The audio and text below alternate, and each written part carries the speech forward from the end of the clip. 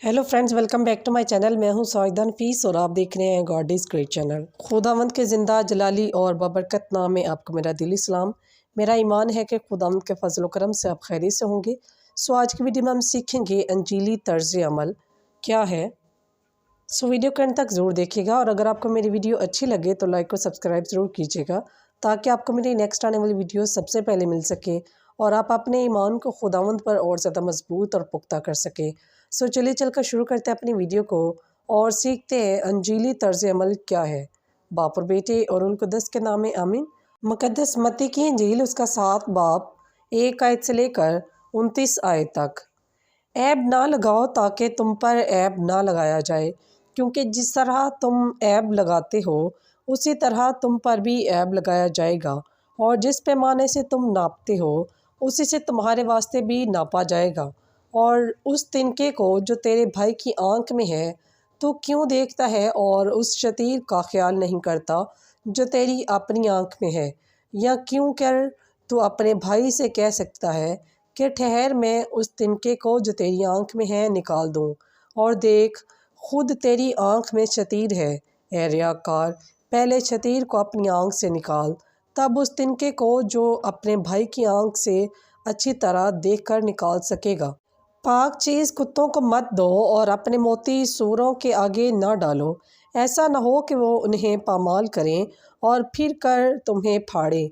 मांगो तो तुम्हें दिया जाएगा, ढूंढो तो पाओगे, खटखटाओ तो तुम्हारे वास्ते खोला जाएगा। क्योंकि जो कोई मांगता है उसे मिलता है, जो कोई ढूंढता है वो पाता है, और जो कोई खटखटाता है उसके वास्ते खोला जाएगा। या तुम में से कौन शख्स है कि अगर उसका बेटा उससे रोटी मांगे तो वो उसे पत्थर दे, या अगर मछली मांगे तो उसे सांप दे। बस जबकि तुम जो बुरे हो अपने बच्चों को अच्छी चीज़ें देनी जानते हो, तो कितना ज़्यादा तुम्हारा बाप जो आसमान पर है उन्हें जो उससे मांगते हैं अच्छी चीज़ें ना देगा। बस जो कुछ तुम चाहते हो कि लोग तुम्हारे साथ करें वही तुम भी उनके साथ करो, क्योंकि तौरात और सहाफ़ी अंबिया का खुलासा यही है।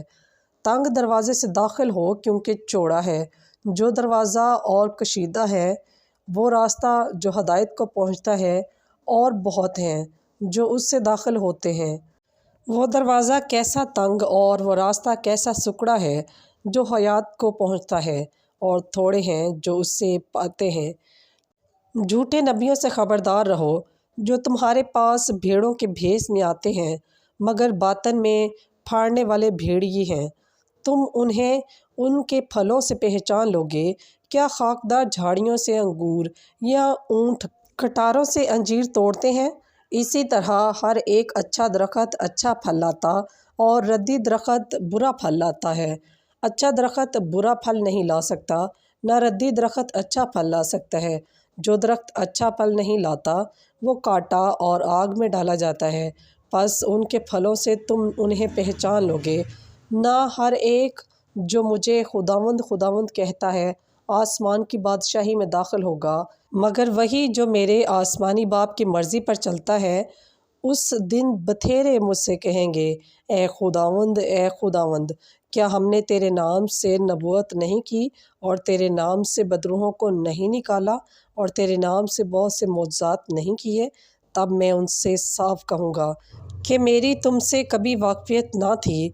ए बदकारो, मेरे सामने से चले जाओ। बस जो कोई मेरी ये बातें सुनता और उन पर अमल करता वो उस अक्लमंद आदमी की मानंद ठहरेगा जिसने चट्टान पर अपना घर बनाया, और मींह बरसा और सैलाब आया और आंधियाँ चलीं और उस घर से टकराए, मगर वो ना गिरा, क्योंकि उसकी बुनियाद चट्टान पर रखी गई थी।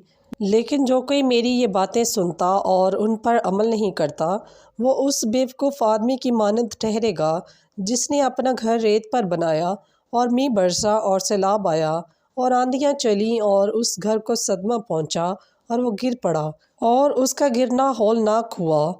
और ऐसा हुआ कि जब यस्सु ये बातें ख़त्म कर चुका तो हजूम उसकी तालीम से हैरान हुआ, क्योंकि वो उनके फ़कीयों की तरह नहीं बल्कि साहिब इख्तियार की तरह उन्हें तालीम देता था। बस पाक कलाम के पढ़े और सुने जाने पर खुदावंद की ख़ास बरकत हो। खुदावंद का शुक्र हो।